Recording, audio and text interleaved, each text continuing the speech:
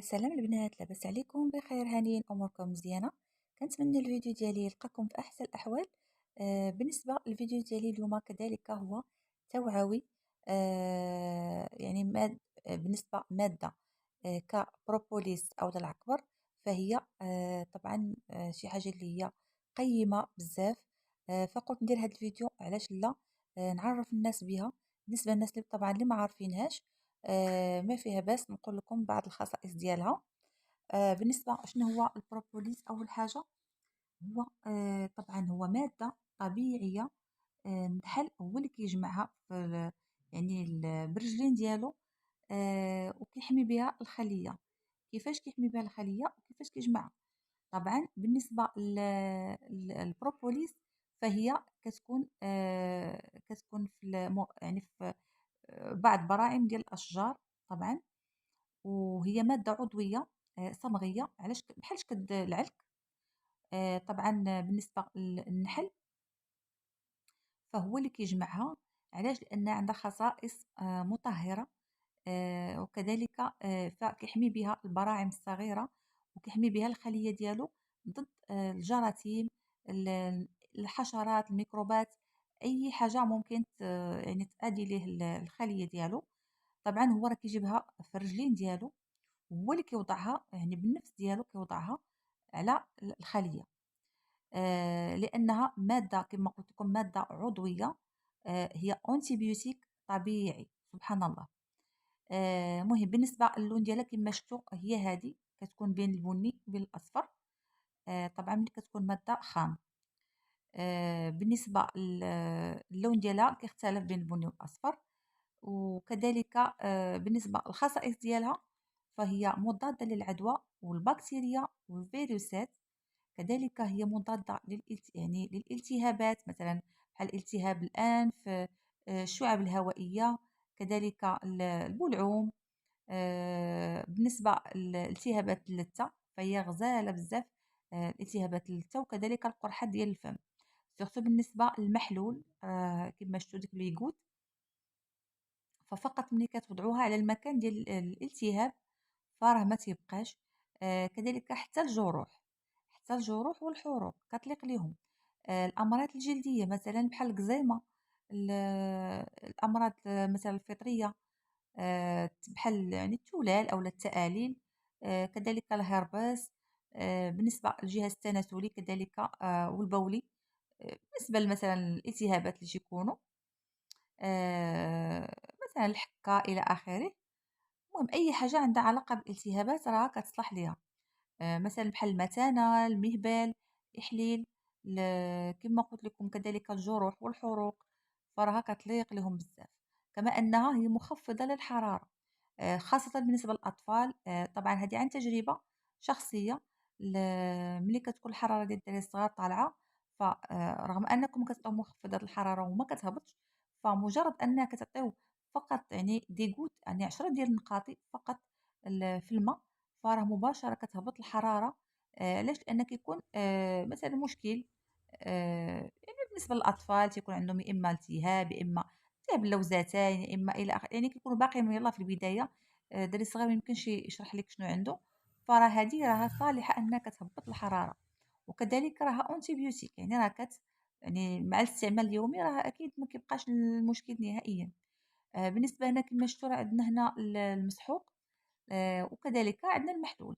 هذا المنتوج خاص بالتعاونية ديال مناحل سوس.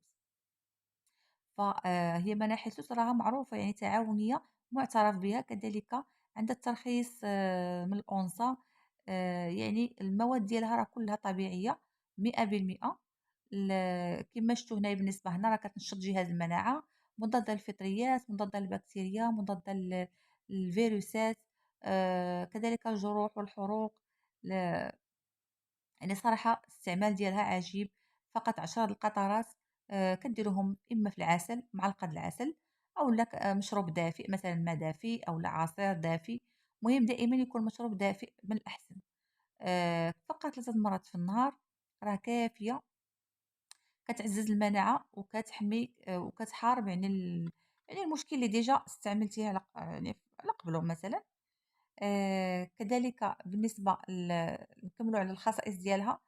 فهي كما قلت لكم مضادة للالتهاب، مثلا التهاب المفاصل. هنا راه في هذه القرعة هذه كما شفتوا راه عندنا البروبوليس زائد العسل. هذه القرعة كتخلطها مع نسكرو العسل وكتبقى تستعملها يوميا. آه، سمحوا لي، فراها عجيبة بزاف. كذلك بالنسبة هي الجهاز الهضمي، الجلد، هي كذلك مضادة للأكسدة. هذه هنا راه الغذاء الملكي مع العسل.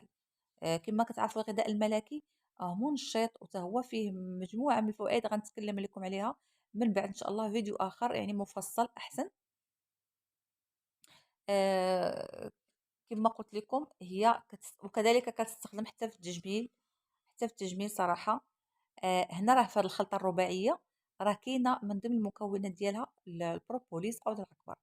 ما تخيلوش هاد القرعة هادي حتى هي غنتكلم لكم عليها في فيديو مفصل من الأحسن. لأنها عندها خصائص كبيرة وما يمكنش نقولها غير هكا، يعني مثلا يعني مختصر لا، نفضل أنني نعطيها حقها.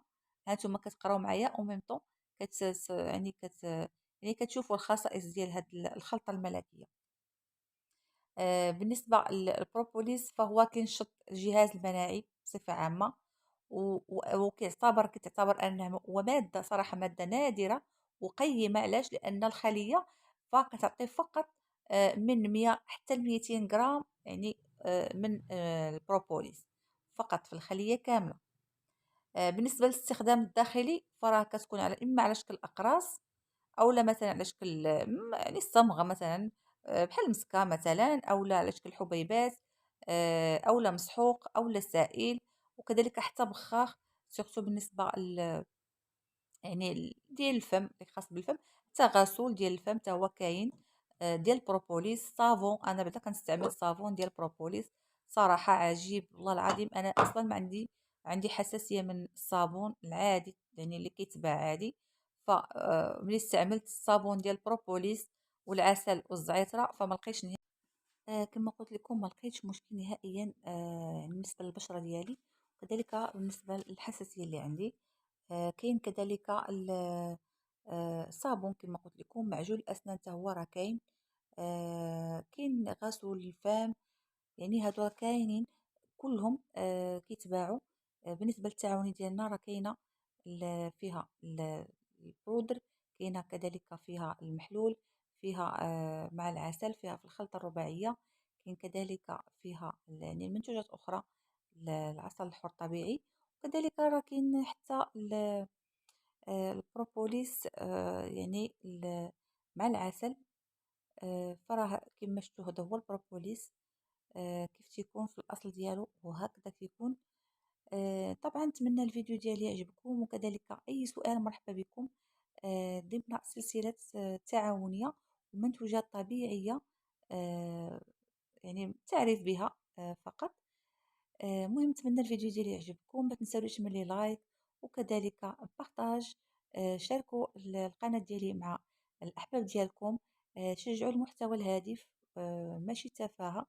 ونتمنى أمسية سعيدة.